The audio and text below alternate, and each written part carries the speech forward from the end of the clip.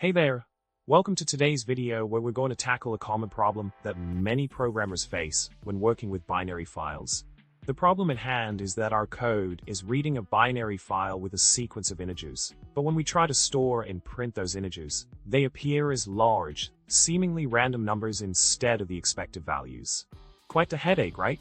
Let's dig into this issue and find a solution together. In the solution to this problem, we discovered that the discrepancy in the integer values is actually due to the Endianness of the system. The file we are reading is in big Endian format, while our system, x86, follows little endian.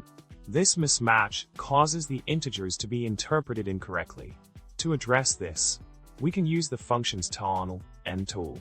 Htonl converts from the host's Endianness to big endian, while ntohl converts from big endian to the host's Endianness. By applying one of these functions appropriately, we can ensure that the integers are read and stored correctly. In summary, by understanding the Endianness difference between the binary file in our system, we were able to identify and resolve the issue of reading and storing integers incorrectly.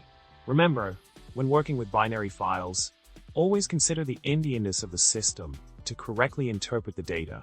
I hope this video helped shed some light on this common programming challenge.